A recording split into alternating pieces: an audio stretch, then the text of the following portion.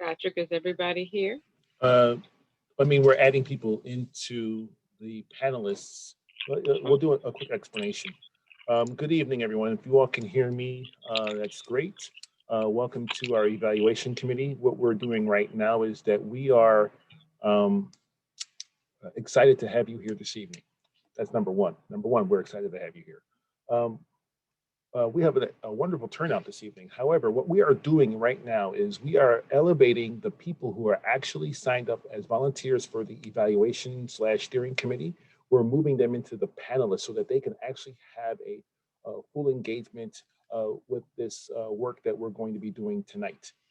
Everyone else who is joining as a result of the area-wide invitation solicited by the Alderman's office, you are going to stay in the meeting, however, as an attendee. If you have comments or questions, please leave them in the chat. You will not be able to be heard, but you are still able to see the presentation, and you'll be able to provide your comments or feedback via chat. Those selected individuals who are, again, volunteers, known and registered and enlisted, they will be elevated to panelists and they'll be able to speak freely and join us in the debate. Thank you. And also, it would be helpful if you're a member of the steering committee who signed up, if you want to raise your hand, that would help us bring you in here faster if we've missed you. Thank you.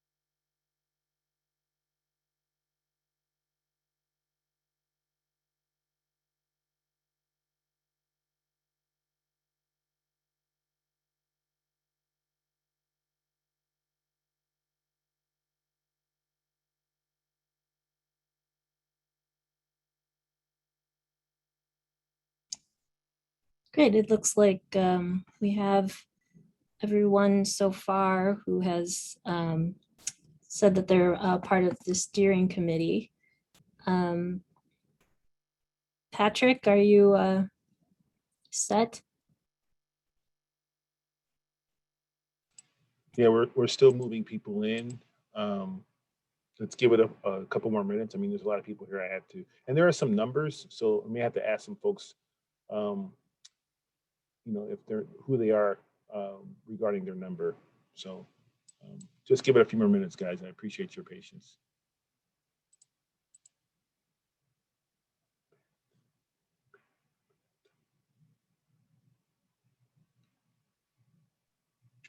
Again, we thank everyone for joining us tonight. We ask that you just be patient with us. We will only be a couple more moments.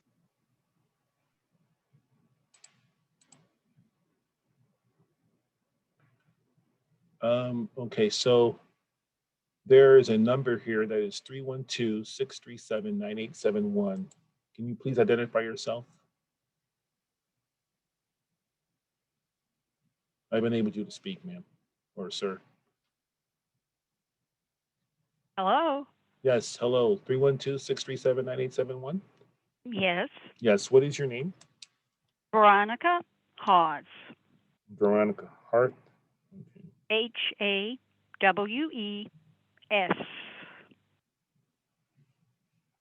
Yep. Okay. Thank you. Mhm. I'm gonna just put you back on mute. Okay. Thank you. Okay.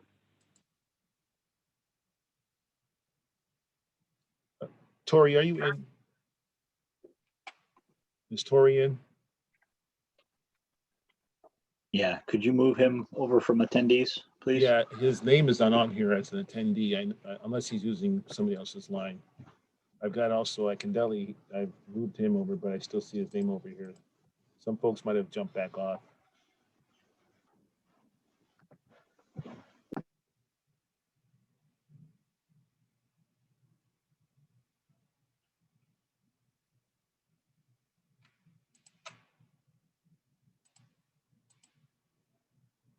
Okay.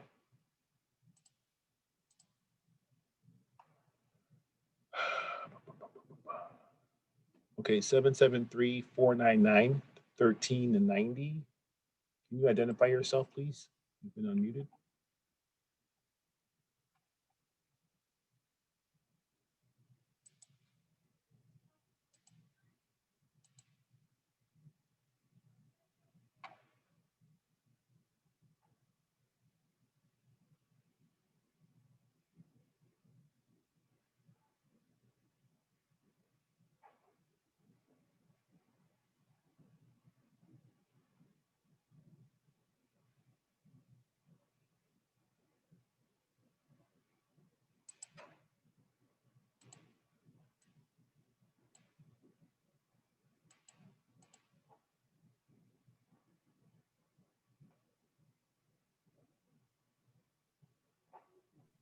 You see Jim Harbin? Yeah, I just put him in. Okay.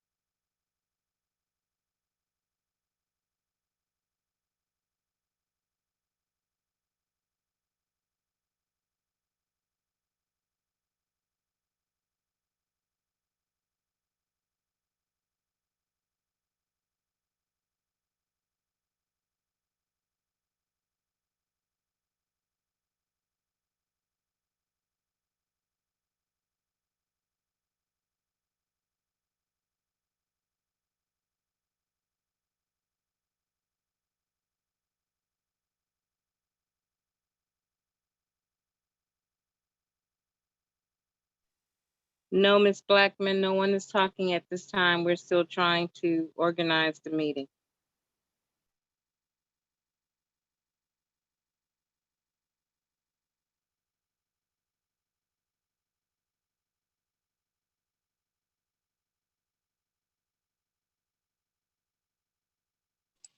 All right, I think we're ready to go. Is Tori, are you in now? Yeah, okay. Tori, you're in? Okay, great. All right. And then as more folks come in, I guess we'll go.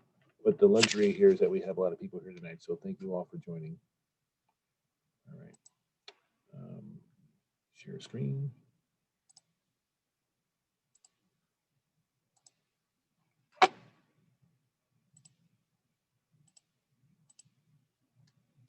Okay, everyone, good evening. Thank you for attending our evaluation committee. As you know, this is our final engagement event in the workshop series of events that we held in June. And this is the culmination of that effort, which tonight we will see and hear from the design team as well as the Department of Housing. And we are going to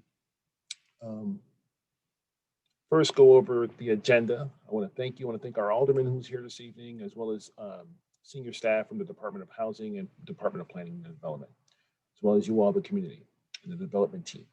We're going to recap how we got here, and then we're going to hear from the Department of Housing, because we know that through our engagement series, we've heard from residents directly about some of the concerns that they have expressed, shared, and have with respect to density, parking, public safety, but especially affordable housing and what it means. And so we're going to hear from DOH tonight, and they're going to provide us with an information opportunity session here.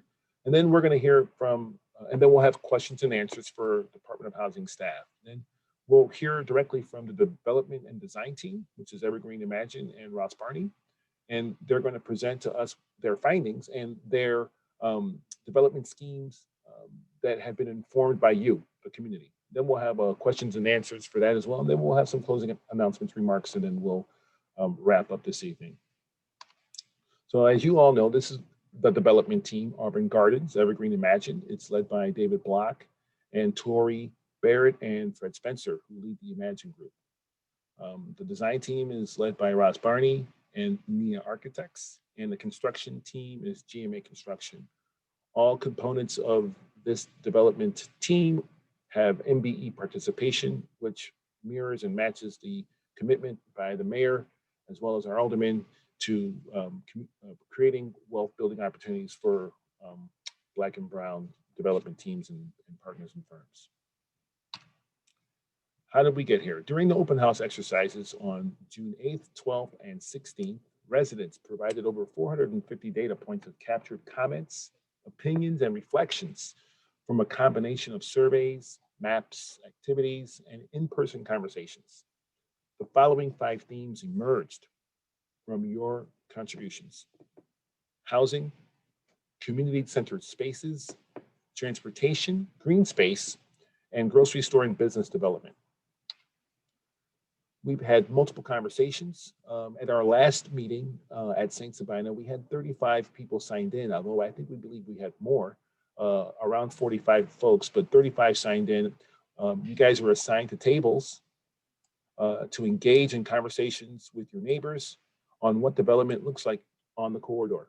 Each table was hosted by either a member of the development team or design professional to help shepherd that process and conversation at those tables while we were engaging in the exercises.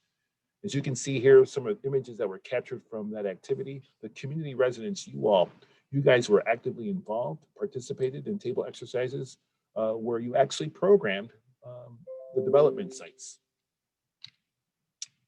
Here are some images captured from that evening from around the tables.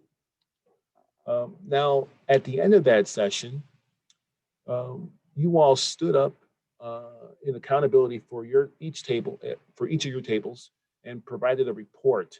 In a demonstration of accountability, members from each table presented their top 3 to 5 planning concepts for the sites. Proposals included examining 78th and Halsted, the site across the police station, District 6, where grocery store with residential above with dedicated open spaces was one of the things that we heard. The RFP site at 838 West 79th Street, we heard you say a reduction in density to 20 to 25 units would be ideal, include retail and offer parking solutions as well. And then 757 West 79th Street, which is the southeast corner of 79th and Halsted.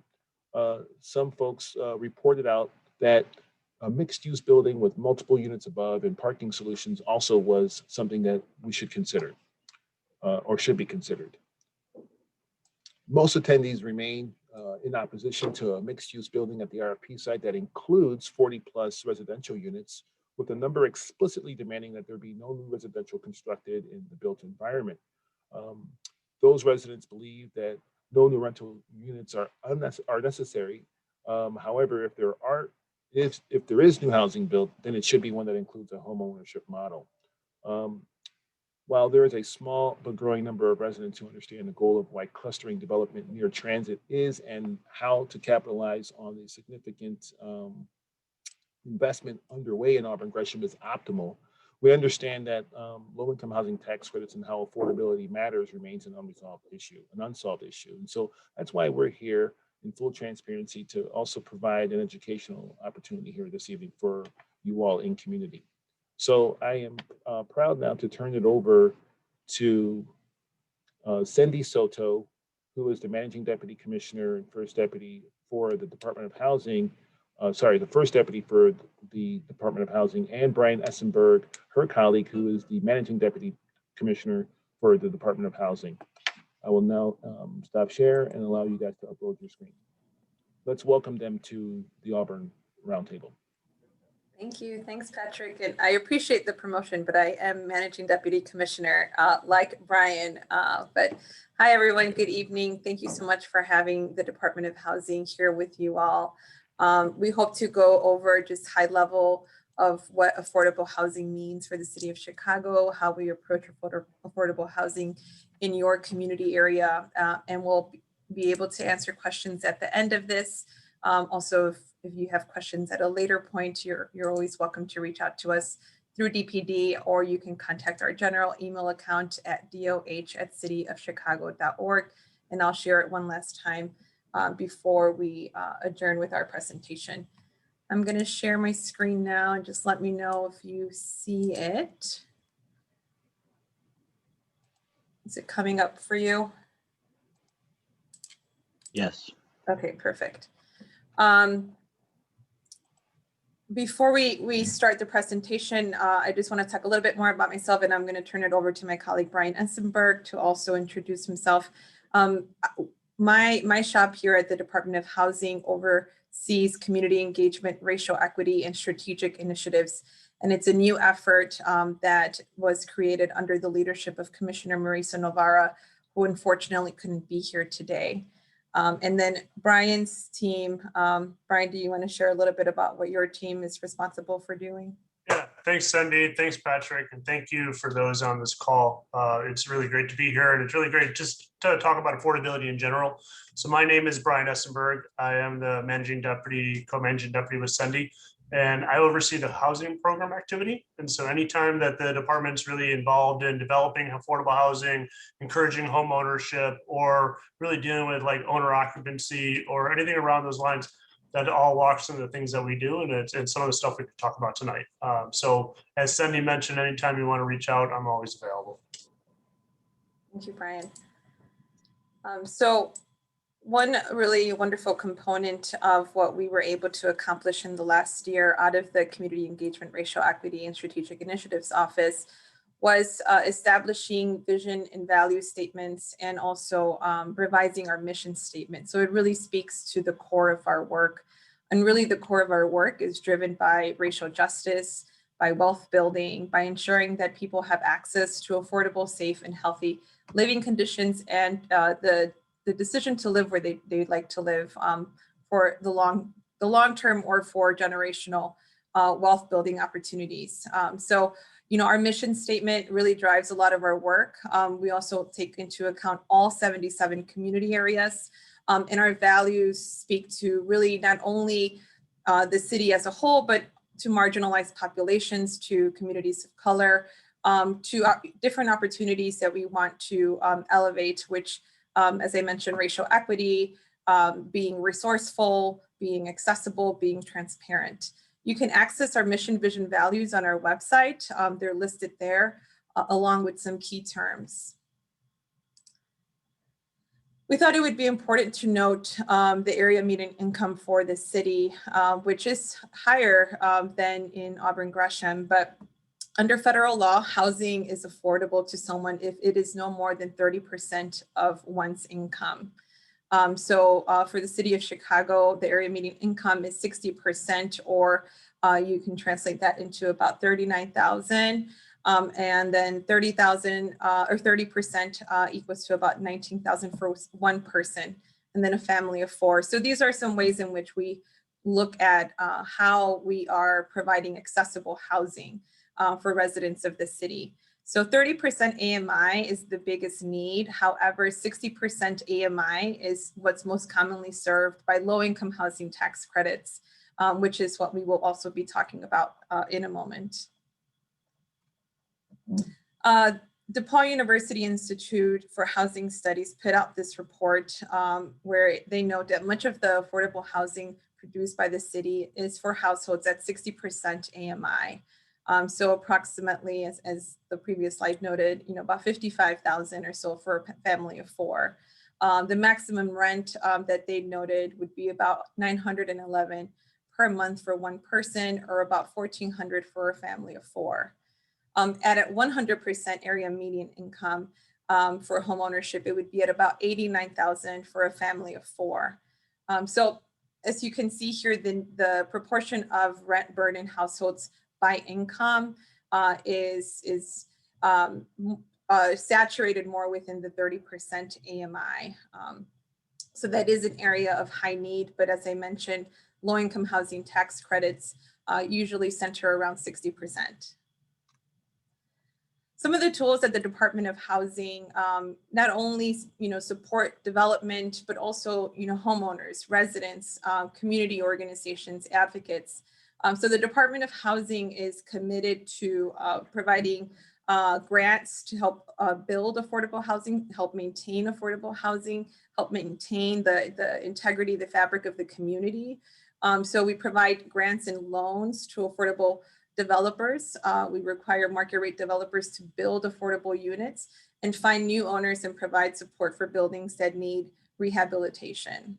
We also help residents fix and keep their homes. We provide grants to homeowners to fix their homes, add accessibility features like grab bars, ramps, and keep heat on and help homeowners build wealth while maintaining affordable prices for future buyers.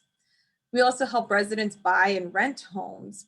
We provide direct payments to tenants and landlords to keep rents low at a rate that they can afford. Provide low-cost loans and grants to homeowners for down payments. We buy homes to provide long-term wealth building and affordability for residents of the city. And I'm going to turn it over to Brian to go over low-income housing tax credits with you. Great. Thank you, Cindy, and good evening, everybody. So, as Cindy was saying, the department has a lot of resources to help do basically what I consider to be two things. One is either create affordable units, and the other is to help rebuild and develop neighborhoods. And the largest tool that we have, frankly, is what we call the low-income housing tax credit, or LIHTC. And it's really the single biggest source of creating affordable rental housing throughout the entire country. And so, in some sense, we use this term a lot, and we're very lucky to have it. We're one of 3 cities in the country that can actually allocate LIHTC. And what it does is it just gives us a big source of equity, a source of it gives us a big resource that allows us to help develop multifamily housing.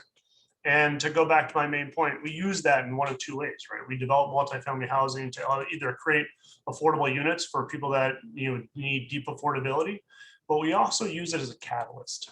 It really is a catalyst for developing neighborhoods, where you use it as a way to say, how can I bring in some additional density? How can I bring in some additional commercial activity? And how can I begin to create an anchor or a community center? And so I really want to just talk through a couple different examples of LIHTC as we go through this, and just really, if anything, take away any sort of fear that goes with LIHTC. So we'll do the next slide.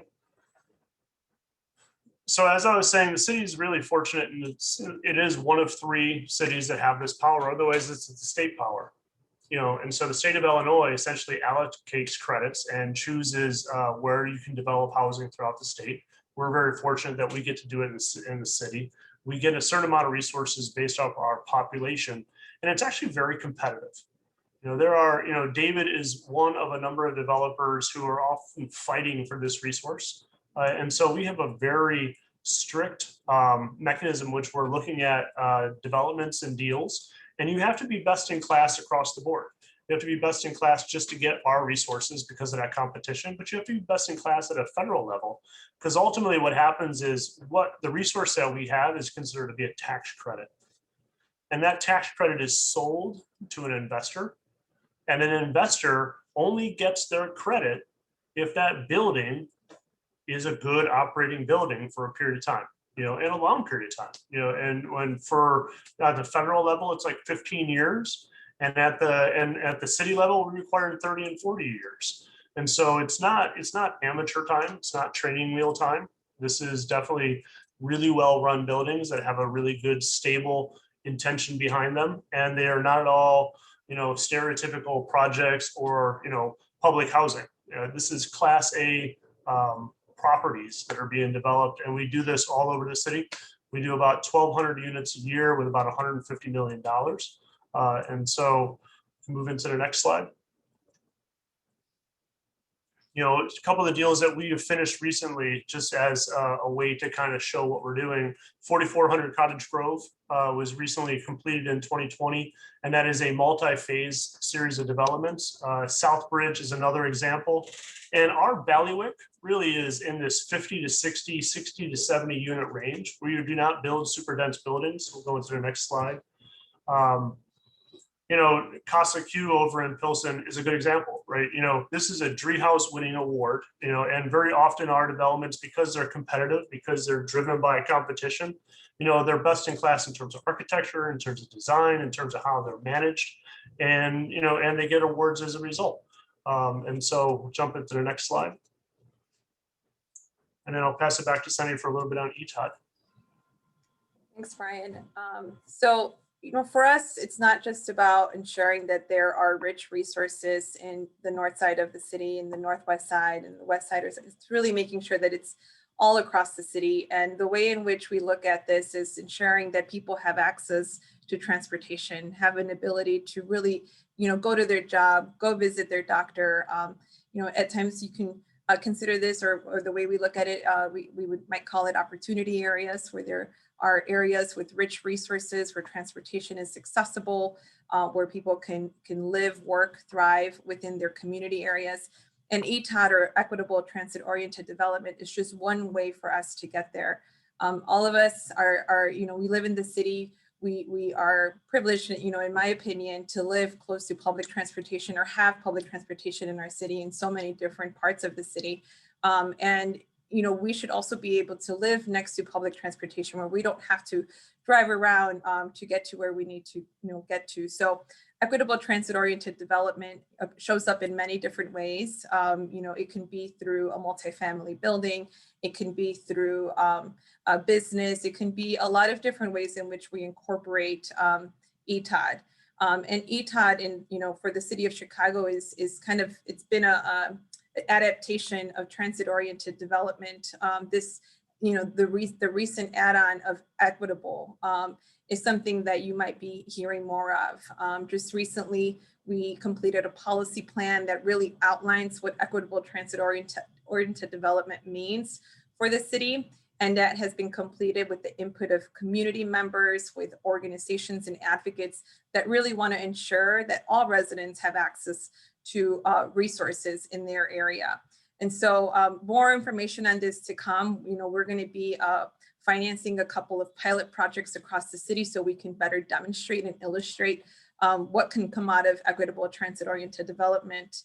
But one example of that is this 43 Green Phase 1. And I don't know if I would probably, refer to Brian for an update, but you can see here, this is an opportunity where people would live next to public transportation. It doesn't diminish the quality of housing. It doesn't diminish the quality of the area. If anything, it's supposed to really build up various opportunities and to be able to live and thrive in place for the amount of time that the resident and would like to stay. And ideally, this also would ensure that there is retention in residency so that there's no displacement or gentrification, that this is accessible to everyone in the community. I don't know if there's any particular feature of this one project other than the equitable part that you'd like to highlight, Brian, but. Sure. No, I mean, I appreciate it. And Cindy, pointed out that ETOD is really just an exciting thing for us because it really does help us think about these developments as catalysts for neighborhood development. And so in this context, 43rd and the Green Line Station, there's a lot of vacant land. And this development, while it's using affordable housing resources, is not your quintessential affordable housing building, right? It's what I consider to be a 50-50. And so it's 50% market rate units, and then the 50% affordable are actually a stretch between 30 and 80%, so they're income average. So you're really looking at units that are largely at market rents or above market rents for the community, and the building is really a driver of how do we bring more young families back to the neighborhood, and how do we get some more people walking on the sidewalks, and how do we get some more people generating some wealth for the community. So it's really kind of an exciting deal, and we're looking at doing multiple phases here. So ETOD is quite a thing, and then that's the same thing with the next one. So I'll pass it back to Cindy. But Emmett is also just a fantastic way for us to preserve affordability in a rapidly appreciating area, but still provide some community orientation around some density and commercial space. Yeah, and this one is a personal one for me. I reside in the area of Logan Square, and I can really see, my family accessing these units in a way that they probably have not been able to over the years and have had to move out. So it's really bringing back generations of households to be able to live and thrive in communities that they've grown up in. This is 100% affordable. It's right next to transit. It's right next to the monument. It allows for a lot of walkability. It allows and speaks to healthy living conditions and healthy living styles. So we're really excited about this project. And we're really excited of the partnership that we've had with Bickerdike that is also very connected, very rooted to the area of Logan Square. Some immediate resources that we can offer, and you can visit our website today, right now, to get more information. But we do assist, and we work a lot with community partners. We can identify community partners in your area that we work with that might be part of one of these programs. But we have the small accessible repairs for seniors. As you can see, these are repairs you can make in your home at this moment if you qualify within the area median income. We can assist with foreclosure prevention, post-purchase housing counseling. We have a number of different delegate agencies that provide assistance with that. Most recently, we passed pilot areas for the additional dwelling unit effort happening here at the Department of Housing. Really exciting. This allows for some revenue generating opportunities for existing homeowners. We also offer emergency heating repair. And again, the AMI level is not at the low AMI level. This is accessible to people above the area median income of the city. So 80% AMI, you can possibly be eligible to receive this grant. And then we have a Tax Smart program if you need assistance with the tax credit on mortgage interest paid annually. There is a cap on that. And then pre-purchase housing counseling. At times it comes with grants, but it's a free hour workshop. It teaches homeowners how to become landlords, how to ensure that they can stay in their home, pay for their home, and possibly pass it on to other generations as well. And with that, that completes my presentation. I'm going to stop the share so I can look at people again. So we just heard from DOH that really took a deep dive into one of the main principal concerns that residents and community shared with us, not only over the course of the last 3 engagement meetings, but certainly since March. I am hopeful that there are questions. We have staff here that can speak to your concern or issue. I saw a couple of questions in the chat with respect to what is CDBG and can you explain area mean income? people, I think, want to understand if there's a correlation between, let me see here, the guidelines for establishing AMI in Auburn Gresham. Could we go into that a little bit more deeply, Brian, if that's possible?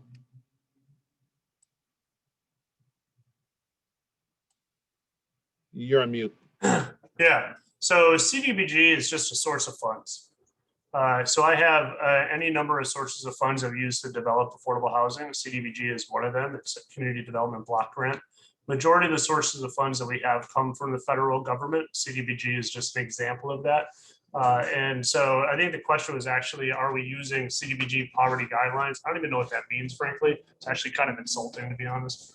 But we use AMI. AMI is area median income. It is a term that's reflective, that's driven by HUD. And it is basically for a regional area. So it's the Chicago, Naperville, larger area. And it says, based on all the people who live here, what's the average person, how much do they make? What's the average household, how do they make? And then it just rates it, you know, and you're 80% of the average, 60% of the average, 50% of the average. And unfortunately for majority of the city of Chicago, 60%. You know, so we're at 60% of what is the average income for the larger, greater region. A lot of people need some help with affordable housing. And so affordable housing for us is not about building housing for poor people. It's building housing for people who need help because they're working here and we're only at 60% of the income. Like, I need affordable housing, you know, I work for the city. You know, it's hard to afford to live in here. You know, and so that's what we're talking about. And so, so I think that got both of them, CDBG and AMI. Do we have any, thank you, Brian. Thank you, Brian. I see another question here. There's two more questions. Okay. Why is government sponsored affordable housing, if ever built or never, or hardly ever, if at all, built in neighborhoods like Edison Park, Avondale, Andersonville, Saguenash, etc., where there are lots of grocery stores, good schools, many healthcare options, available mass transit, instead of bringing density to areas that do not have any of these amenities? As well as a follow-up question from Ms. Watts, what is the market rate for housing in the Auburn Gresham area? So could you guys explore those questions? And if yeah, I mean, we build affordable housing everywhere, so I'm not really sure what they're using as a basis for that, but I build it everywhere. I build stuff all over the city. Like I said, I spend $150 million to do it every year. You know, I've got nearly $1 billion of development going on every 2 years. So it's anywhere and everywhere we're building stuff all the time. And it goes back to those two simple principles, right? We either build affordable housing to create affordable units in areas where you feel focused on pure play affordable, or I use affordable resources to rebuild neighborhoods for economic development purposes, because frankly, it's the money that's needed, that's necessary to go build buildings. So am I building in Lincoln Park? Yeah, all the time, of course. Right, and some of the examples that you guys showed in your presentation were actually across the city, right? North side as well as south and west sides. Do we have any data points on market rate for housing in Auburn Gresham, as that probably changes every 10 years or so? Do we have any current data on that? I know that we explored that in previous roundtables. So I'm hopeful folks remembered that the market rate housing is very, very near close to the affordable rate in this community area. But do we have any data points on that? Don't have the data points that you all shared. The average home sale price is about $183,000 for the area. Thank you, Cindy. Patrick, this is David. I'll just hey, David. interject that we, as part of this process, we will do a full in-depth market study. And that's part of what Brian and his team need to evaluate our request for resources. But based on our preliminary research, Cindy is exactly right, that the market rents that we're seeing are only slightly above the equivalent rents for the 60% AMI level. So just to give you some examples, if the restricted rent for somebody, let's say in a one-bedroom apartment, which there's a formula for figuring that out, if the market rent is about $1,100, the restricted rent before we apply what's called the utility allowance to it is only a little bit lower than that. It's about $1,049. Similarly, for a 2-bedroom apartment, if the market rent is about $1,300 a month, the 60% AMI rent for the exact same unit would be just below that at $1,259. Yeah. You know, I know that a number of the folks on this call are property owners, including some owners of apartment buildings. We'd love to talk to you and kind of validate those conclusions, because in general, our goal with this is to provide housing that is as good as any of the market rate housing here, because ultimately this housing needs to be indistinguishable from good, solid market rate housing in the Auburn Gresham community. Yeah, thanks, Dave. That was a great answer. I see a couple remaining questions. You know, right before we are, provide the development team to go through their presentation, which is why I'm sure a lot of you are here this evening. But there's, I think, one more question here that I feel like we should answer, if possible. It's from Jory Watts, who's a attendee. Thank you for coming, Ms. Watts.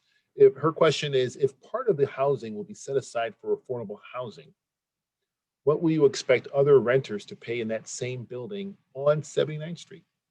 That might be a question probably better suited for after the next presentation.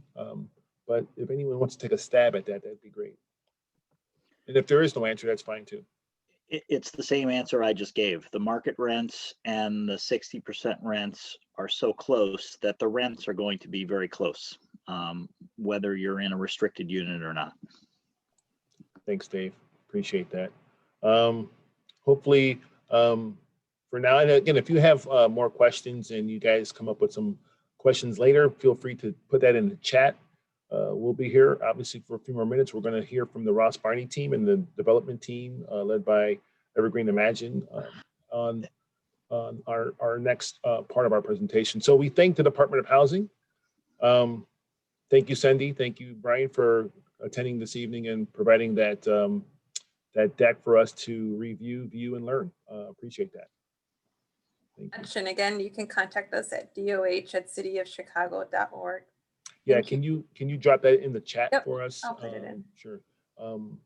Yeah, Ms. Blackman, we're going to get to your question, I think, at some point later. We'll try to address that. But we want to move on to the Ross Barney and Evergreen Imagine development team, the design team, with the next part of our presentation this evening. And I think that's Ryan Gann who will lead that part. So I'll be quiet and let you share your screen and show. Excellent. Can everyone hear me? Sweet. Tiffany Smith, I did see that your hand was up, so I'm just going to ask you if you can catalog that question so that we can answer it later. That way we can get through this segment. Great. Thank you so much. So again, thank you everyone for joining us this evening, and thank you for continuing to be engaged in this process. My name is Ryan Gann, and I'm with Ross Barney Architects. I am one of a group of very talented individuals that are working from our office, from NIA Architects, as well as the development team represented here tonight by David Block, Fred Spencer, and Tori Barrett. So tonight we're going to kick off. Lena, if you can share your screen really quickly. And we're just going to give a little bit of an overview of what we're going to spend the next couple of minutes talking about, and talk a little bit about our process of where we've been, where we're going, and get to probably what a lot of you are interested in seeing. So if we could go to the next slide.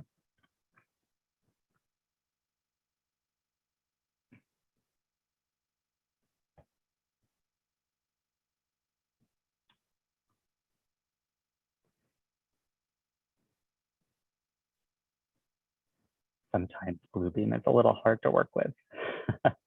Thank you, Lena, for struggling through it for us.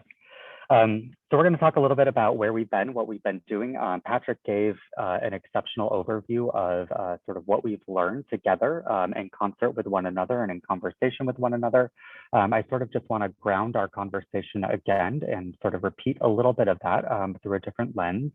We're going to talk again about what we heard put that through the lens of then speaking specifically to some of the goals that we've begun to elevate that we hope as the design and development team can really set the foundation for an exceptional project, an exceptional series of projects that really impact 79th Street and benefit the Auburn Gresham neighborhood.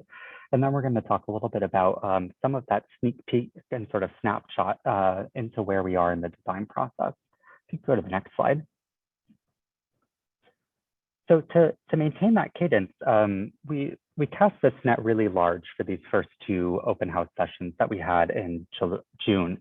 The intent being that we know that there are a lot of conversations happening. There's a lot of movement and momentum, and we wanted to be able to capture and synthesize as much of that information for the benefit specifically of this development that we're talking about, but also to assist DPD, DOH, and other city agencies in the ongoing and continuous improvements and sort of projects that are happening at the Auburn Gresham level. From those two open houses where we cast that net really large, then we started to distill down and focus on the opportunity that we have for us, specifically looking at the RFP site that had been identified. And those engagement sessions were rapid fire, and it was really sort of an immersion into the context together, but also for us as the design and development team to really understand the unique qualities of Auburn Gresham and certainly the unique opportunities that this presents. Last we spoke was in June at a community roundtable where we again recapped that process, and we're here again tonight to give you that snapshot into what we've been up to for the last month and change and sort of where we're going. And really all of this has been sort of centered and grounded on our aspiration as the design and development team to listen as critically as possible, to be active observers and active listeners to the conversations that are happening, and let that inform the decisions that we're making with the specific opportunity in front of us. You want to go to the next slide? And so basically from all of these conversations that we heard, and Patrick talked a little bit about this, there seem to be these qualities of emerging goals that we really wanted to elevate and sort of use as the foundational framework for our continued conversations. That we're nurturing Black entrepreneurship, that this is attractive to both new businesses and residents, that the community is walkable, that it's accessible from a parking and mobility perspective, that it's safe, stable, and future thinking. And those are some really big aspirations, and we're really excited to see how we can begin to use the design, use the development, use the tools that we have to best leverage them. What I also do want to kind of acknowledge too, and Patrick wove this into his commentary a little bit, is that these are sort of broader goals for Auburn Gresham as well. That one project may not be able to succinctly or take on the burden of resolving all of these challenges and opportunities, but there's certainly work that we can do to make meaningful progress. And I think that that's a really exciting aspect that I certainly see the value in architecture providing. Lena, if you could hop to the next one. And so I'm going to hand it over to Lena, who is my colleague here at Ross Barney Architects, to give us a little bit of that snapshot into the design process. And I do just want to make sure, David, Tori, and Fred, that as we're going through these next couple of slides, feel free to interject and sort of provide some of your insight as we're hopping along. Thanks so much. Thank you, Ryan. So as Patrick and Ryan said, the last community workshop we had at St. Sabina, we asked community members to help us kind of program and design 3 separate sites along the 79th Street corridor. Here are just a few of the examples that came from each of the tables. As you can see, there are varying densities of community space, retail space, park space, and also residential mixed into there. Our next steps as the design and development team were to take those community designs and kind of massage them into what is feasible for not only the site that the proposal sits on, but also what is feasible for the development. And so as you all remember, this started out as just one site on 79th and Green, but we started to listen to community concerns throughout all of the workshops about density and different things like that. And so now this project is going to consist of 2 sites. The first being at the original RFP location at 79th and Green, and then also a second site at 79th and Halstead. And this is a very early snapshot of the proposal that we're looking at for the design of the 2 sites. And to zoom into site 1, which is at the original RFP, 79th and Green, we're looking at a linear massing here. We're looking at putting retail on the ground floor and having some sort of community space within the building that the community can use, and then also with 1 to 3 bedroom units on top of that. We wanted to respond to a lot of the community concerns that we heard throughout the workshop. So this building is staying only 3 stories in height. We're also providing in the back parking for all of the units, as well as potential public parking in the back. We're also adding this plaza and courtyard that connects to the Healthy Hub to allow for outdoor amenity space that could maybe be shared between those 2 programs. David, Tori, let me know if there's anything else you'd like to add for this one. I think just to point out here that, you know, one of the repeated themes that we heard was about parking, and particularly the need for parking for the Healthy Hub building at 839 West 79th. And the idea and what's shown here with both the courtyard and potentially a connection through or under the building is to help kind of do our part to address neighborhood parking concerns about the Healthy Hub project. So we could potentially either just make that public parking, or we could work it out with the Healthy Hub so that this is dedicated for their staff. So I think there are a lot of possibilities here, but this configuration also provides actually a little bit more than 1-for-1 parking for the residential units above. So hopefully, you know, this will at least address some of the neighborhood concerns about both parking and density at this site. Thanks, David. Yeah. And the only other thing I would add is that we've also been in conversations with nonprofit organizations to possibly occupy the space. And Washington Park, we're partnered with the Clio Center that provides a lot of programming for youth and young adults. And so we anticipate that being a part of this site as well. Thank you, Tori. And so we're also looking at a little bit of a snapshot of how the intersection looks today. So you can see the current view from 79th and Green over here on the left, and then also 79th and Peoria on the right, and you can see the empty lot.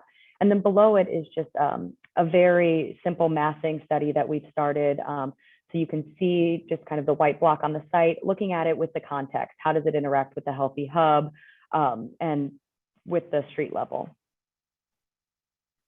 So then moving a little bit east onto site 2 at 79th and Halsted. This is a much smaller site, but we still wanted to incorporate the retail aspect to try to get businesses back onto 79th, liven up the street. And so we're providing kind of a corner condition there with units comprised of 1 to 3 bedrooms on top of that. And then also in the back providing parking for those, as that was a large concern along the community. And then David, Tori, is there anything else for this site that you would like to add? Yeah. Go ahead, Tori. Sorry, David. Yeah, I would just add that we've also been in conversations with a restaurant being an anchor tenant for this particular site, and we do have a letter of intent for them. And the goal of that restaurant is to hire locally from the residents right there in the community as well. And I would just say, one of the things as this design advances beyond this sort of Lego stage, which really comes out of the meeting we had at St. Sabina, is to look at the history of what 79th and Halsted was historically as a community shopping district, because it was a relatively high density street. I don't remember the name of the kind of a mini department store that existed on these blocks here, but there were some stores, there were some buildings here that were 4 and 5 stories. So we are looking to the historical density of this corridor, kind of for inspiration for this project that's designed to bring both commercial and residential uses back to this corner. Thank you. And along the same kind of aspect here, we have current images of the intersection. This is at 79th and Halsted here with the proposed site. And then looking from the east, you can also see the site. And below it, the proposed massing, just on a more street level scale to see how it's kind of fitting in with the context around it. We then start to zoom out along the corridor. So this is 79th running right down the center of the screen to investigate kind of the existing building density and heights that are around the two sites. And you can see here the Healthy Hub across the street at about 55 feet high and Leo High School at about 62. So this really helped inform us. And with our proposed buildings being about 40 and 50 feet high, we feel like this better fits within the context of the neighborhood.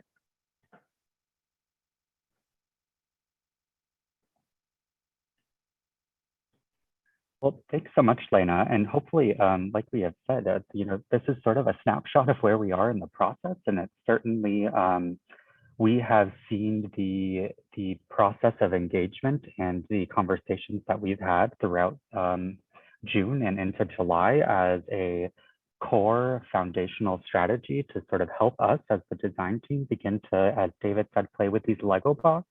And the next step for us really is to begin making this look a little more architectural. And but we wanted to sort of take this moment before we took that leap to reconvene as this evaluation committee and sort of recast and represent the opportunities that we have before us. So Patrick, I don't know if you want to be the MC for our next sort of phase of Q&A. I do see a couple of questions that have popped up. Yeah, no, absolutely. I'm going to pass this back to you. Okay, thank you very much. I think we saw a response that actually was informed by the input from community. And so I'm happy to have seen these reactions, and so far, we have a couple questions. So, okay, let's go to a couple questions.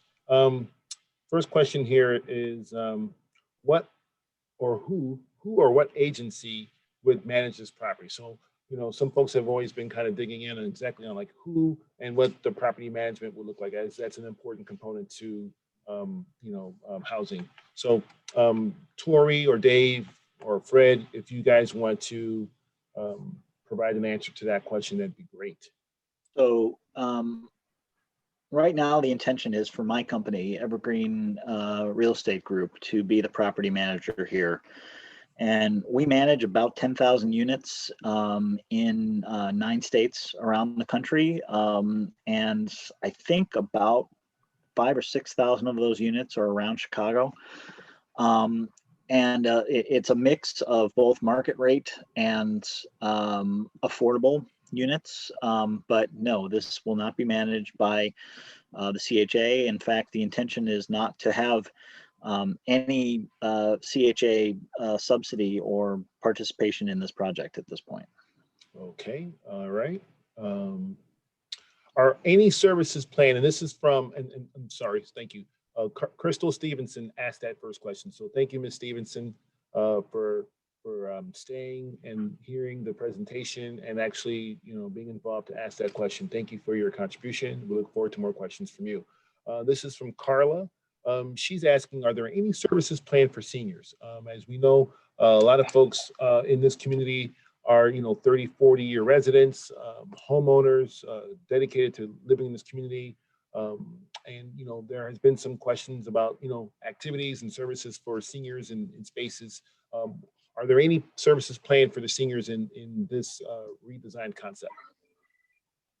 Yeah, I can take that one. So as of right now, the goal is for Clio or another, nonprofit that to be determined in the particular area to provide the supportive services. And so just, some of the things that we have currently in place is a partnership with the University of Chicago Medical Center, where, it makes it easy for the seniors to come on a monthly basis to get health checkups. And it's also in partnership with the Greater Chicago Food Depository, where we have a monthly mobile pantry. And then there are a ton of other activities for seniors that we do on a regular basis. But what I can do is provide a program description specifically for the seniors to Patrick, and then you can send that out to the group. Okay, thank you. So you are committed to exploring that in broader detail with the intent to deliver something tangible for folks who live in this community, right? Thank you very much, Tori. That's correct. I know you spoke about some of the restaurant as well as other retail in both of these site options 1 and 2. Karen Blackman has asked us which restaurant has a pending letter of intent, or is there a pending letter of intent? What is the plan for that? Yes, there's a pending letter of intent. Well, there's a letter of intent. Initially when we were responding to the RFP, we had to reach out to potential tenants. And so there's 2 tenants who have expressed interest. One is the Sports Shed, which is a nonprofit sporting goods store similar to like a Dick's. And what they do is they take donations from major corporations and they sell them at a significant discount to schools and other nonprofits in the areas and residents. And so that's one letter that we have. The other one is from the Park Supper Club, which is a boutique restaurant that keeps prices affordable. I put the website to the Park Supper Club in the chat so people can log on and take a look at that as they see fit. I did also see another question, Patrick, that's asked something about how the selection was made of the restaurant. A selection has not been made.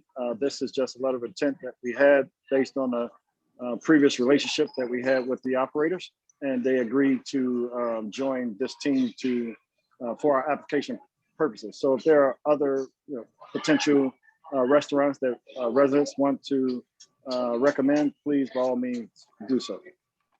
Okay, thank you, Tori. And what I heard, what you didn't say, but what I heard was, and people in the community have heard this since your first presentation. I remember back in April 1st at the Alderman's Town Hall, you informed the community that the Sports Shed and the park were interested parties in the development as proposed at the time. And those folks are still committed, much like the development team is today, to this community, to locating in this neighborhood and providing services and jobs to locals, correct? That is correct. Okay, that's a good sign. Yes, thank you, Mr. Thomas, for correcting us on the Frank's department store that was here in the mid 60s. Thank you very much. That's great information. Let me see. Thank you for that information in the parksupperclub.com. Yes. All right. A lot of the existing buildings have residential and commercial spaces now.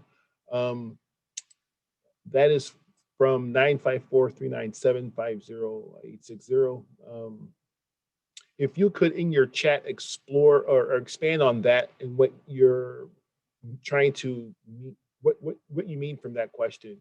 Are you saying that we have enough retail in the community or mixed use buildings? Can you please expand on that? As I move on, I'll give you time to type that up. Karen Blackman has asked, what extra transportation is being added to make this a walking friendly and new public transportation hubs? All right, so let me jump in and then, because that's like an infrastructure type of question. Currently, as you know, everybody here knows that the metro station is a $35+ million project being brought to us by the state of Illinois, capital funded, not city funded, but city supported. This is going to be a great amenity to the community by providing a high-speed rail right there at 79th Street, but also the CTA and PACE are actually doing a rapid bus study right now on the Halsted line to measure the performance of that to see if there are any improvements. So there's a current transportation plan right now going on here. Now, in terms of extra transportation, I don't know what that question means, but the extra could be Metro. That's also going to be a very additional extra tool for increasing, that. But also the idea of clustering development around transit corridors in an ETOD environment is actually to create a walkable community. And the idea of having amenities such as retail along the walkable path is an extra bonus to creating spaces in the neighborhoods that provide jobs, safety. Along with that comes lighting. We're getting a streetscape program. We'll hear about that at the July 29th next week at the roundtable there. But we're getting a lot of amenities here in this community, a lot of investment. So more things are happening. So just wait and see. But we're going to actually do a lot more in this community between the city and private development. Let me see here. We have a couple more questions, I think. Let me see. Okay. All right. I'll just read the comment. From Mr. Thomas, I believe the crux of the issue is that so many people with no roots here are dictating and lecturing the long-term residents as if we don't know what we want.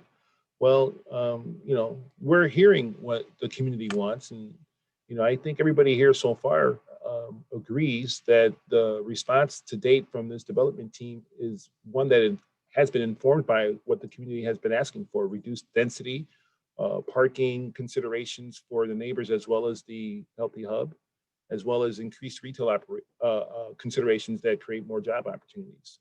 So I think we're all listening. So what was the process to select the restaurant? I think you already answered that question. That had to be part of the response to the request for proposals that the city issued by securing interested parties to provide the retail component to these developments. Okay, so Karen Blackman, you've asked about the median income. I think we kind of addressed that, where Mr. Block, as well as housing staff that were here earlier, talked about the very razor thin line between the market rate as well as the affordable rate in this community. And so the proposed rents would be along those lines between, for 2-bedroom, I think it was $1,200 or so, and 3-bedroom, a little bit more. All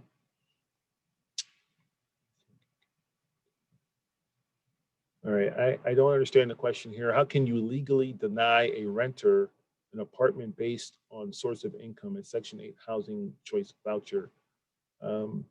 Mr. Thomas, if you can expand on that question in the chat, that would be great. I think we need more unpacking there to actually get at the heart of that question. I think the simple answer, Patrick, is you can't. Unless you are an owner occupant of a 1 to 3 unit property, federal fair housing law prohibits you from denying a voucher holder as a reason for rejecting an applicant to your apartment. You can reject them for other reasons, but if the only reason for rejecting them is because they have a housing choice voucher, that's illegal under federal law. And David, you should say that is for any type of unit, market rate, affordable, whatever. So correct. That's not just quote unquote an affordable housing. That's any apartment. Okay. All right. I think you've already described the kind of restaurant that the supper club is, and there's information in the chat. You can go to the link, click on there. But Mr. Barrett said that was a boutique restaurant that offers a very wide variety of menu options. Let me see. Patrick, so Mr. Yes, Thomas sir. is following up again on this Oh, issue. sure. Okay. He noted a little down in the chat that there will be no Section 8 residents of the properties. I think we need to make the distinction between what are called project-based vouchers and what are called housing choice vouchers. There are two different types. They're both Section 8, two different types of Section 8 rental assistance paid for by HUD. We will not be using what are called project-based rental assistance at this property. And so that in that situation, we would apply to the CHA and ask the CHA to subsidize some of the units. We will not be doing that. But as I noted before, we cannot legally deny, nor can any landlord with anything other than a small owner-occupied property. We cannot deny a resident if they have a housing choice voucher. It's just federal law. So I hope that distinction is clear. Okay. Mr. Thomas, please let us know if that distinction was clear. We currently have 50 plus not-for-profits in Auburn Gresham. Again, you are adding to an already rich in content and contextual. Thanks for the information. Yeah, okay, great. Thanks, Ms. Blackman. Also, members of the panel here who are also here can actually speak live. We'll try to unmute you. Just let me know, raise your hand. We'll unmute you. You can actually speak, those of you who are panelists and members of the community and part of this evaluation committee. All right, I'm just reading through some of the questions or trying to find some questions here. Hey, Patrick. Yes, sir. Hey, Ryan. Before we started this conversation, I think Tiffany might have had a comment and or a question. Could we maybe loop back to her really quickly? Oh, yeah. Hey, Tiffany, you want to just raise that because I'm looking down. You can speak to your question. We need to unmute you. No. We're actually going to take that question offline to get some clarity on the Department of Housing stuff, so you're fine. Beautiful. Okay. All right. Thank you for being here. All right, are there plans? Okay, Karen Blackman again, the Metro Hub, along with the additional transit hubs, is a $3 billion project. I don't know what that means. The Metro Hub currently is located on 87th Street. Are there plans for another along the same? Karen, I'm not aware of any other Metro improvements at the 87th and Vincennes station. That's, I think, the Chatham station. Not aware of any improvements there. I don't think that's on their capital plan. Who benefits from the rent collected? Anybody want to answer that question? Who benefits from the rent collected? Aha, the gig is up. So, like any apartment building, there is a cost to develop it. And the low-income housing credits that Brian and his colleagues talked about provide a significant amount of the subsidy to pay for it. Some of the subsidy will come in the form of TIF, that the development team will request from the Department of Planning and Development. The third financing tool, so it's basically a three-legged financing tool. It's low-income housing tax credit equity, it's TIF, and there's a first mortgage. And so, like any development, we create an operating budget for this property that includes, and I'm going to get to some of these other questions here, we have to pay staff. So there are staff here. There'll be a property manager, there'll be some security staff on site, and there'll be a maintenance tech to help address things like when when the air conditioning breaks, somebody comes and takes a look, and if they can fix it, they'll fix it. And if not, we have to pay a contractor to come in and deal with those questions. So all in, our operating budget for this property is on the order of about $500,000 a year to maintain what we anticipate between these two buildings to be on the order of 50 to 55 units. And then the money that's left over after that is subject to something called a debt coverage ratio. That means that you can size a first mortgage just like you have a first mortgage on your house or on your apartment building based on the ratio of your income to your expenses. And there are guidelines under the programs for that. So typically it's about 1.2 or 1.15. And so we will go to a bank and get a first mortgage like anybody else gets a first mortgage on this property. And then the money that's left over is not a huge amount of money. This property is not going to generate a huge amount of cash flow. We're not really doing this because, Tori or Fred or I are going to get rich on this property. But we're doing this because this is what we do as developers, and we think this is a good project. If we're lucky and if we've performed well, there's a little bit of money left over at the end of the year for us that we distribute to our companies. If we're wrong and we have to pay to fix mistakes at the property, or things cost more, or we have more snow that year than we budgeted for, we take that cash and we feed it back into the property. And if we're really wrong and things cost much more than we anticipate, we end up writing checks out of our own property here. So this is capitalism at work. There's risk and there's reward, and we're balancing that.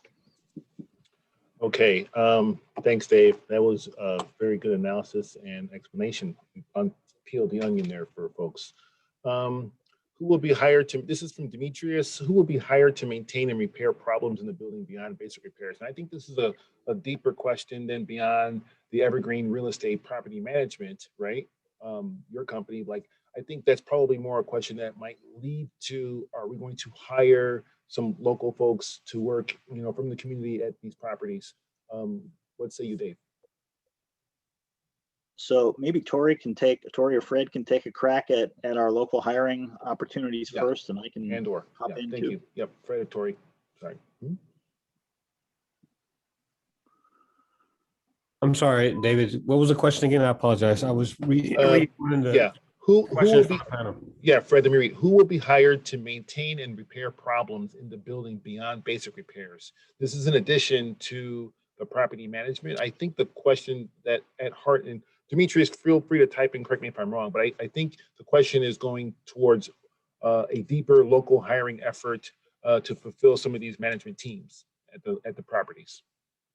So you're saying who's gonna be hired to manage the property outside of Davis' company? I'm confused. Yeah. So No, Fred, I think I can add to it. I think the question was really, who will be hired to fix issues that arise at the property. And so it would have been good to have GMA Construction on the line. We'll bring them on for the next one, but GMA is our contractor. The head of that organization is Cornelius Griggs from Chicago, MBE firm, and they're known for hiring right in every community that they build. And so we'll put their company's website in the chat just so that people can see it. But after, hopefully throughout this process, what GMA likes to do is to identify those individuals and companies in the community that he can hire while the building is being constructed. And then after the building is being constructed, hopefully we will now have a list of individuals that we can reach out to become contractors for issues that arise. So I think the person who asked the question was getting at, are there opportunities for local individuals in the community to work on this project after it's completed? And the answer is absolutely yes. Okay, thank you, guys.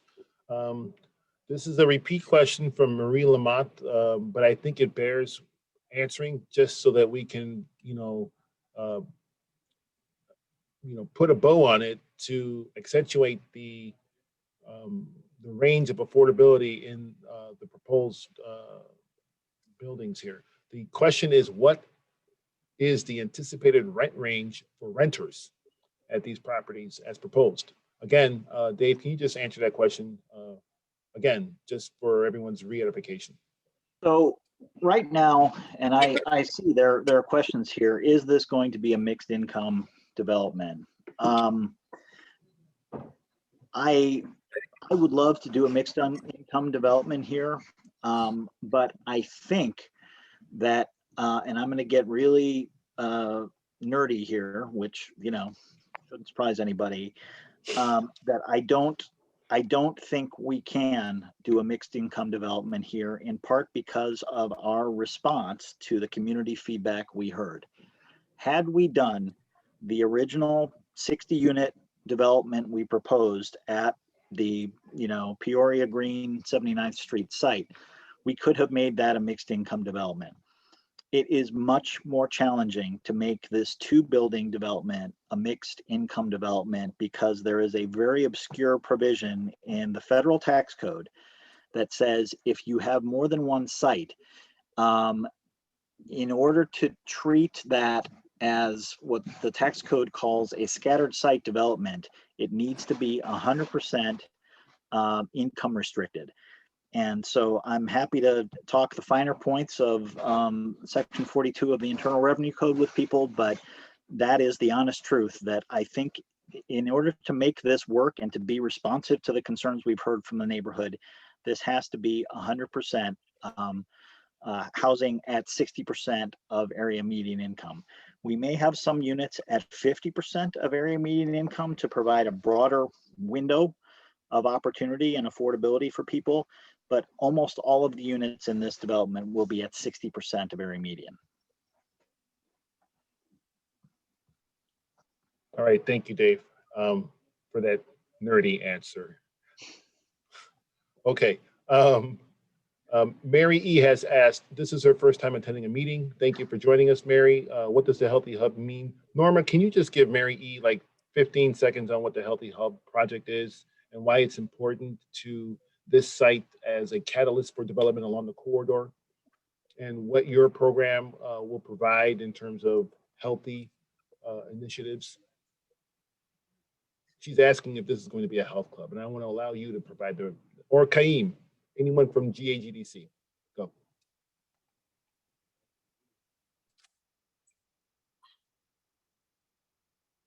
Hey, Patrick. No, it is not going to be a health club. We're calling it the Healthy Lifestyle Hub because it's being anchored by UI Health, a full service federally qualified health center that is bringing not only medical care, but dental care to the community, mental health services. We are adding some healthy components such as a test kitchen. UIC as well as GADC and other community partners will be adding, health classes that are open to the community. There will be a pharmacy. There will be a restaurant. There will be a coffee shop. There will be a new bank that's coming back to 79th Street. We will also have office space, as well as the Greater Auburn Gresham Development Corporation will be moving their headquarters to the site as well. This is in our quality of life plan in 2 places to address vacancies along the commercial corridor, as well as to bring additional health resources to the community. And so that's what the healthy lifestyle is. It is the community's answer to those key strategies. Is that helpful? I wish we could get a health club in there though. Maybe that's a good one. Maybe that's a good one to anchor one of these other sites. Thank you, Norma, for that project description. Hopefully, Mary E., that you're still here and heard that very detailed answer. I think that also answers a few other questions that I see in the chat. All right, so here's a good question for the team here. Before I ask this question, are there any comments and reflections about what we saw here in regards to the site options, the schemes?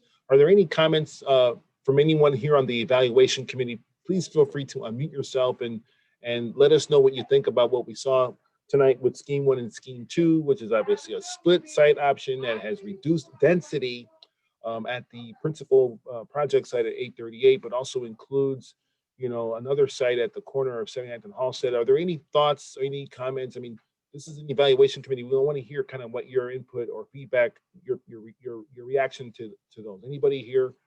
I can call some names. I see Miss Charity, Miss Reed, Carla, Nakia Holly, others, Miss Charity. Anybody here from the evaluation committee? Patrick, this is Tiffany. I don't want to actually take too much time because I think it is super important that the feedback from the community gets cascaded out so that even if we're meeting later, we can still have that information and factor that in for those that are on that evaluation committee. But what I will give you is it is refreshing to see that the feedback that was given through those rounds was incorporated into the revised presentation. Everyone doesn't get everything they want. So of course, I'm still biting my bottom lip because there isn't an option for ownership, which I think is important and which I think could have been leveraged, particularly if it's a 2-site solution. But recognizing that there are financial constraints behind this, I do hope that we will get some insight into the financing structure, so a little bit more, so we can understand what levers were pulled and pushed, because I understand what David is saying about the scatter plot issue with percentages of affordable, but I also understand that there are other options, and just it would make me feel more comfortable to understand how this is structured more in depth so that we can find a way, because it just looking at these comments out here, I really think this is going to be very challenging from a community perspective if it's all affordable housing. And affordable housing, of course, has this little connotation around it, but as it's being defined here, it still seems to be presenting a challenge for the community. So I respect and appreciate the changes that were put into place based upon the feedback that was given. And there's some creative things going on in the design, which is great. I don't want you to think it's just all like, oh great, this isn't going to work. There are very encouraging things in that design. A couple of things I do want to caution you on or make sure you're paying attention to are in that design, particularly when we're looking at the parking and it's at the back of the structure. Are we doing a security design analysis as we do that? Just from a single woman on the south side, and even though the police station's down the street, that is a major concern, as well as how have we greened up that space? That was actually one of my major concerns, because it looks like there's less green space from the draw, from the pictures. So it could just be how it's presented, and that may not be the case. But how are we leveraging green initiatives, because as we put more buildings down here, we need to make sure that we are green roofing. We're doing everything we can to be environmentally mindful, to help with our flooding situation. So using things to abate flooding, as well as cooling down the neighborhood. So are we making sure we're using the tops of these buildings to make them green to cool down the neighborhood as well? Just a little bit of feedback.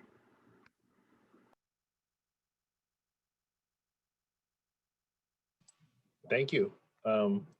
Anybody else? Anybody want to respond to Ms. Smith from the team, or to confirm or whatever, or anyone else from the evaluation committee?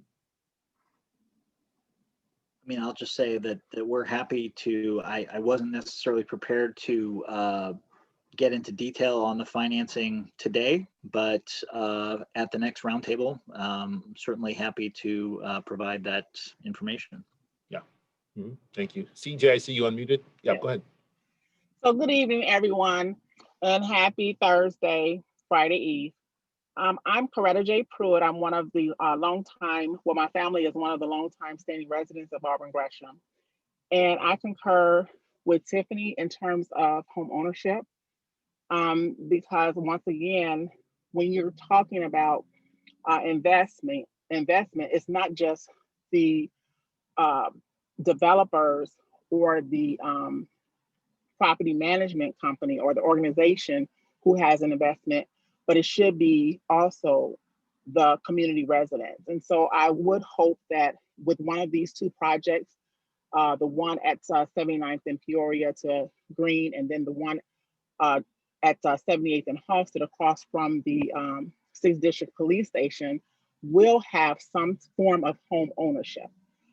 Also, with regards to parking, that is definitely needed, and definitely, as she mentioned, encouraging to see that has been listened to, because that is a huge concern and problem with some of the residents that live, particularly in these areas where the two major developments are going to be. And even with residential zone parking, you still would have to have that monitored, because individuals without a valid permit still park illegally. So I'm glad that you're going to address that. And I would hope then that there is definitely security, not just with the parking structure, but definitely throughout. And it's good to hear that there are going to be community residents that get first pass in terms of employment. I also would like to see, I just lost my train of thought. Oh my goodness. I'm sorry. I can't think of my other point just now, but I will come back in if I have the time, because I just lost the thought. Okay, thank you for your comments, Ms. Pruitt. Anybody want to respond to that, or anybody else have a comment, or should we go back to the Q&A? I want to make sure we respect the time. I know we started about 15 minutes late, and we were set up for an hour with like a hard stop around 7:15 or so. So I want to kind of just maybe take it to 7:40. So we'll allow a few more minutes worth of Q&A, and then we'll kind of go to some next steps. So Patrick, hey Dave. Multiple people have asked the question about the grocery store, and I think we should, we should come back to that question. When this development team, put our initial proposal together, our response to the Department of Planning and Development was not just about the original 838 79th Street site, but we were looking beyond that site to actually the sites that we looked at the St. Sabina workshop, and some other sites up and down the 79th Street corridor. And one of the things that we were proposing in that initial submission to DPD, even though they weren't really asking the question, is we said, hey, we think we see a need for a grocery store. So we see that same need that the community sees. And I think that what everybody needs to understand is that it is a much harder and more challenging development process to bring a grocery store into this community. It's going to take a longer time than the smaller scale retail / mixed use developments that we're proposing on these 2 sites to do it. So our conversations with DPD and with Alderman Moore have been that the grocery development would hopefully be a phase 2 of this process. And we're looking at the site across from the police station as a potential site for bringing that grocery store, because that site is big enough for a bigger parking lot that a grocery store would need. We've looked at the Save-A-Lot site. Save-A-Lot site is privately owned. I don't know if we can have access to that site, whereas the site across from the police station is privately owned. So both Tori and Fred and I have been speaking to multiple brokers who have relationships with grocery operators about bringing a grocery store here. So I would ask that everybody have a little patience with this process. We are working on it and we're doing the best we can, but we also want to be fair and realistic that we're not raising everybody's hope. I can't look at you all in the face and say, yes, we have a grocery store and yes, we're going to make it happen. I think I mentioned at one of the last meetings that I was the residential developer behind the Shops and Lofts at 47 project at Cottage and 47th. That process took almost 8 years from start to finish. I'm hoping that it doesn't take that long here, but it's complicated and it takes energy and time and resources. So we are prepared to invest those, but we need to, in some ways, prime the economic development pump in this community with this first phase of the project. So we hope you will have some faith that that we want to be here for the long term. And David, I just expand on that just a little bit. Just say that we are actively trying to find partners for the grocery store. We haven't been successful yet, but we are looking. So.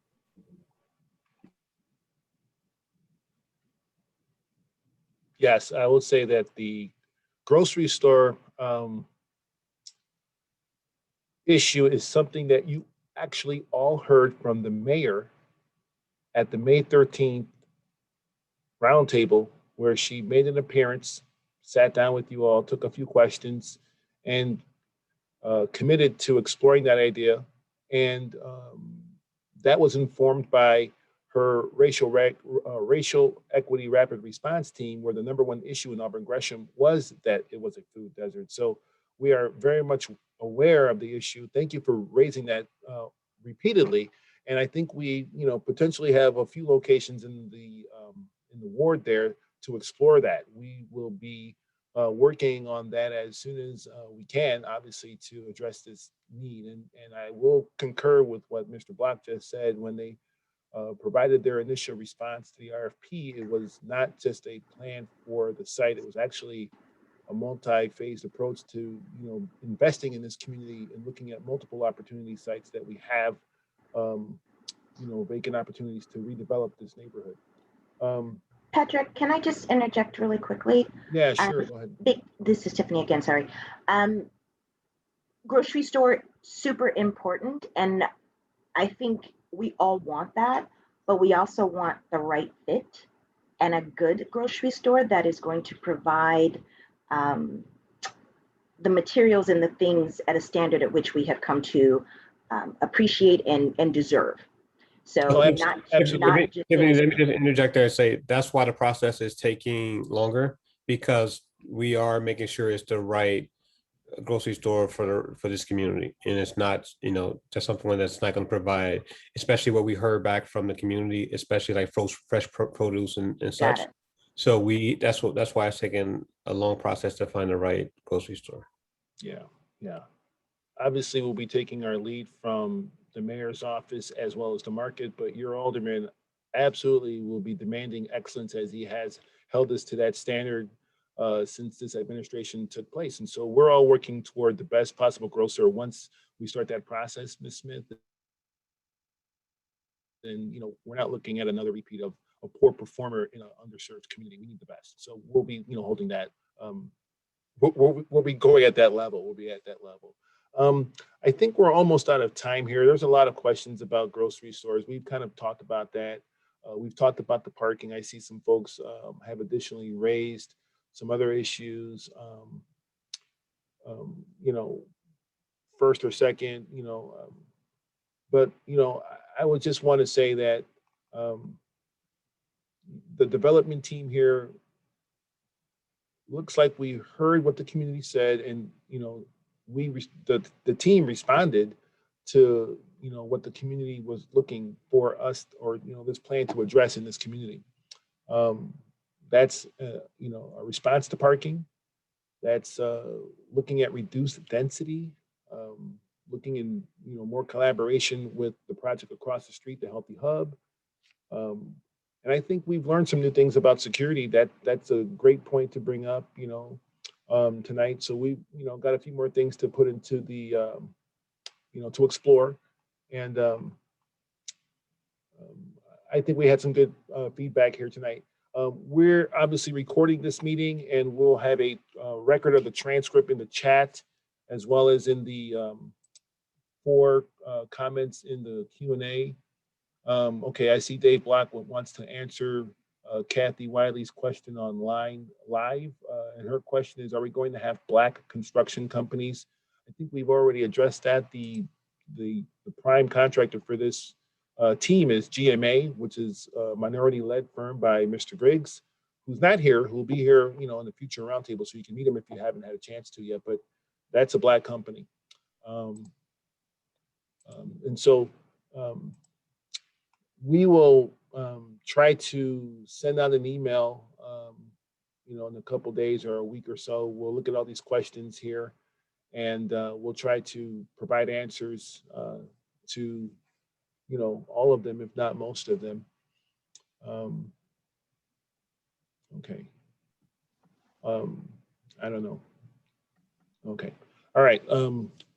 So if there are not any final comments, I will allow or offer the alderman a final word, but I want to give you an announcement. Our next community meeting. So we thank you all for joining us this evening on the 22nd tonight for this evaluation committee. You know, again, I encourage everybody here on this evaluation committee to, you know, speak. You can unmute yourself. You know, you had a chance to comment on what we saw here tonight, ask questions. And some of you did so in the chat, but you also had a chance to speak. And so I thank you for those who took the opportunity to contribute either verbally or in the chat. So thank you for your participation. Thank you for your sacrifice of time. The next roundtable will be next week on July 29th. Now at that roundtable, we're gonna talk about a few other, you know, projects that are going on in the community, some other updates that we're gonna provide. And we won't be talking about the RFP. We're going to allow the development team to get all this feedback here, incorporate it, and then we will see them at the August roundtable, which will be on August 12th. Okay, so August 12th, we'll have another roundtable, and we're working with the aldermen. That will be an in-person meeting. This was on Zoom. Next week will be on Zoom, but the meeting that we come back and hopefully get a final wrap up on this proposal, the schemes, you know, that'll be August 12th, and that will be an in-person meeting. And we're working with the alderman's office to identify a location that will hopefully provide enough space for everybody who wants to attend. That'll be August 12th. That'll be at 6 o'clock. All meetings will be at 6 p.m. So you'll get an invite, much like you continue to get invites for all of our community meetings through email from my my email address. And then, you know, we thank you again for your participation in the past, tonight, and in meetings that will follow tonight. There's a lot of chat in the chat. We'll get a copy of this transcript, and we'll flip through and try to and answer the questions. And so, Alderman Moore, I see you're here. We thank you for your time. Do you have any final comments before we end the meeting?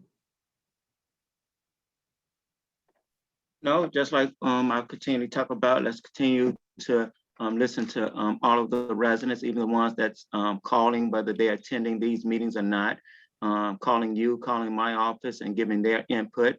And so let's continue to do that. And then as we talked about, focus on an excellent quality design that's benefiting for this community. And so let's just keep moving in that direction and listening to the residents. That's all I'm, focusing on right now. Thank you, Alderman. Thank you, everyone, again for participating in these series of engagements as we meet with community to discuss the projects that will make a transformative difference in underserved communities such as Auburn Gresham. And we want this neighborhood to be a community that we can all enjoy, live, work, and play. So thank you again. We'll see you next Thursday at 6 p.m. on Zoom, and then the following August 12th in a couple weeks after that. Good night. Thank you again, and have a great evening. Good night. Good night.